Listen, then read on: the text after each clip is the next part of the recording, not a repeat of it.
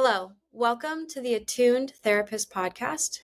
My name is Rebecca Tatum, and I am extremely excited to discuss with you all today a concept that I've been working on for a while now, relating to how we as therapists learn to not just be therapists, but to specifically implement any sort or type of modality that we provide to our clients. And what I mean by that is that presently there is a huge variation in how someone as a therapist will go about learning and training to become a therapist. And if you think about it, when it comes to learning something, there's many different ways to learn. We can read, we can listen, we can practice it firsthand. It can be modeled for us, all the things, right? And there's even a lot of clinical jargon about the ways that you can learn that I'm just not familiar with. But anyhow, specifically my point being, as a student or as a new therapist, we're given a lot of information. We read about it, we're taught, we write papers, there's discussion boards. We might even do some role playing or experiential learning, but a lot of it is information given to us for us to take in and hopefully retain. But if you think about what therapy is as a practice, is it's all experiential. It's not us sitting with clients and teaching them and giving them information to help resolve their concerns. That could be a part of it. We call that psychoeducation, but we all know that's not 100% of what therapy is. And if anything, it's a really, really small percentage. We all know that therapy very much is relational in nature. It's based in the experience between the therapist, and the client, and the relationship and experiences that they're co-creating together. But that is what we are not given as therapists in training often enough.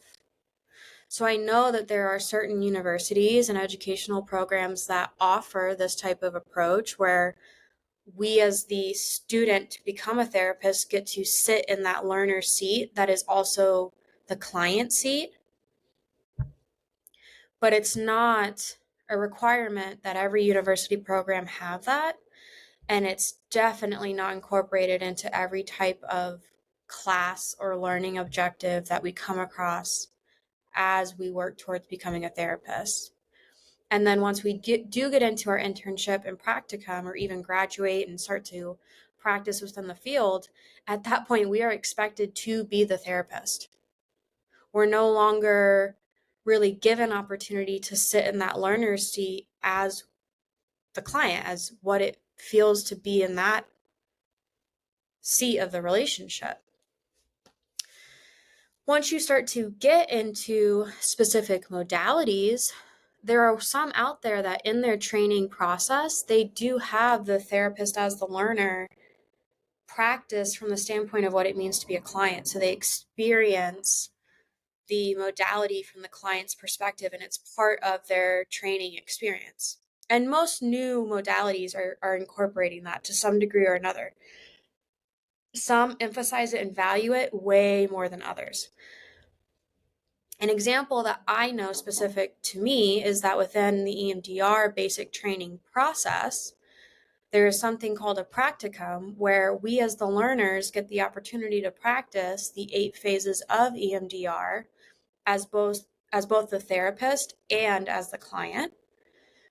And within basic training, there's a certain amount of hours that have to be set aside for that process. But that's it. There's no further requirement of that past basic training. And it would be entirely up to the consultant if they are continuing that approach within the consultation that they're offering to practitioners trained in EMDR.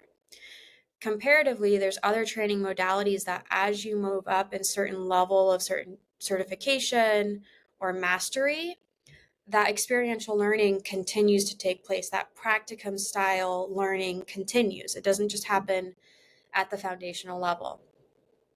And that's the concept I've been chewing on over the majority of the past year is why aren't we as therapists given that experiential learning in all that we do, every step of the way, not just in school, not just out of basic training, but into consultation, into supervision, into any arena that's learning in nature for us as therapists, continuing education, right? One barrier that I think comes up, that came up in my own mind, is that idea of the duality of, let's say that I'm working with a learner, right? I'm a consultant, I'm working with a consultee, and we're going to do some experiential learning. I would want there to be some clear definition around what we're doing, right? We're not doing that learner's therapy, although they may choose to use their own personal content as we're practicing something, but they as a learner have the choice to also perhaps just role play and pick a random scenario to practice with. But at least the learner has that option to take their own personal experience into what does it feel like to have someone implement this therapeutic modality with me and for me, compared to just learning how do I implement the modality as a therapist, right? There's two different and very vastly different perspectives there for someone to take in. And I think that what comes up as a barrier to really emphasizing that as a learning experience is the ethics around it for the consultant, right? Of I'm essentially doing therapy with you, but I'm not doing therapy with you, right? Because this is about learning. It's about implementing a certain phase, procedure, intervention, whatever it might be. And it's for the learner to decide if they're going to bring their own personal content or not into that learning experience. That's different from therapy. Similar, but it's different.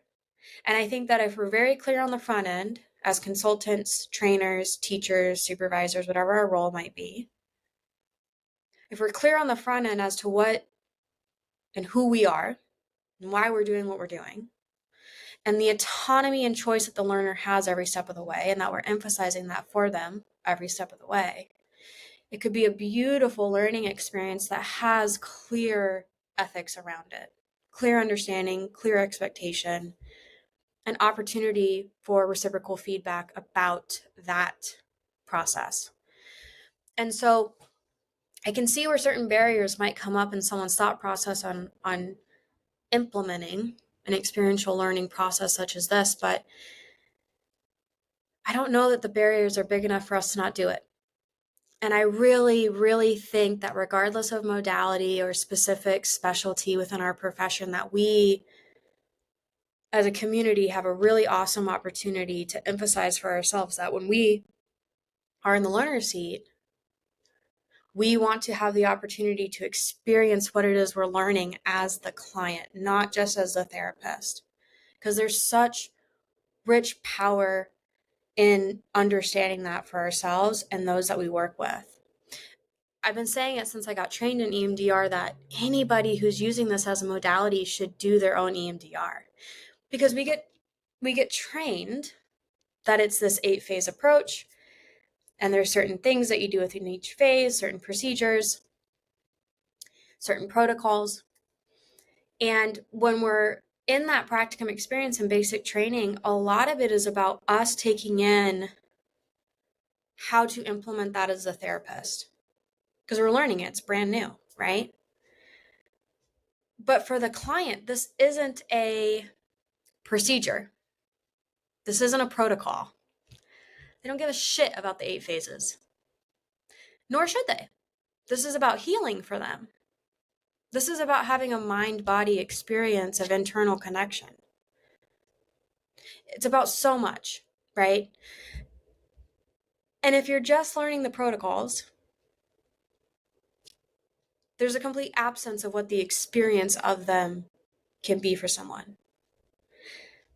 What barriers can come up, right? What things can come up that we don't anticipate.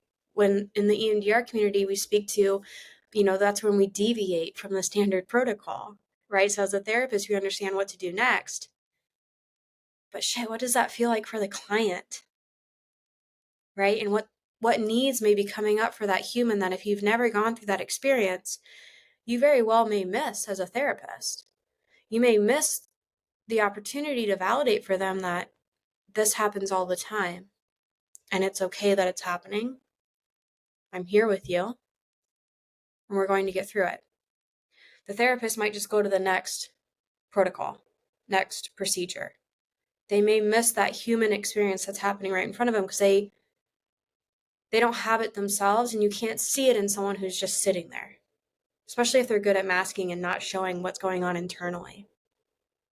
So I can't speak enough to it. I'm really just feeling so passionate about this idea that we as therapists, in learning something new, whatever phase we're in, right? There's the initial learning and then the integrating it into our practice, that all of that should be experiential.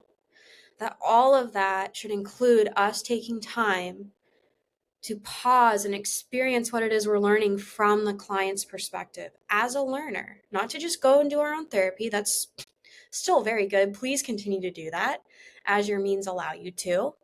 But in the learning process, having time and space within that as the client.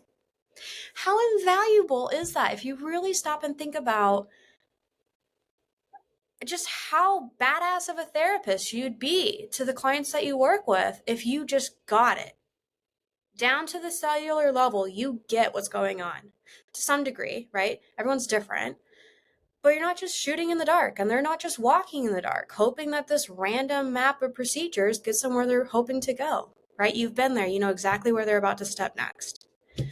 So, as I've been chewing on this idea, I myself am a consultant for the EMDR community, and so I'm like, how can I do this, right? Like I can't unsee and think all that's been on my mind for the past year about this, and so I'm extremely happy and proud to announce that coming January of next year, 2025, I will be launching an experiential EMDR consultation program.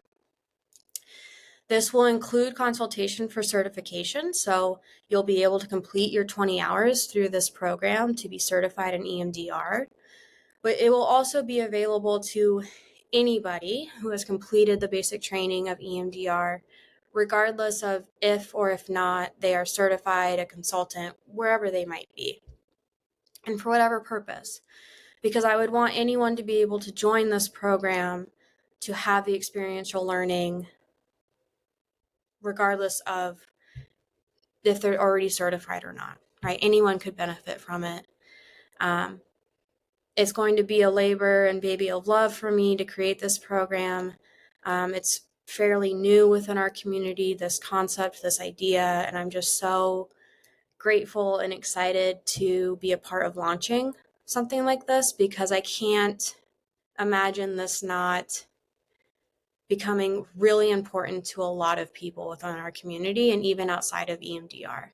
And really, to give credit where credit's due, I'm modeling this from other modalities and how they are teaching their learners, and realizing that in EMDR we could be doing so much more past basic training. And so yeah, it's an exciting time. I hope you guys share in my excitement. To sign up for updates and special announcements as they become available, you are welcome to submit your information via my website. It's called attunedcd.com, or you're welcome to email me directly at info@attunedcd.com. Have a great day, everyone. I'll talk to you soon.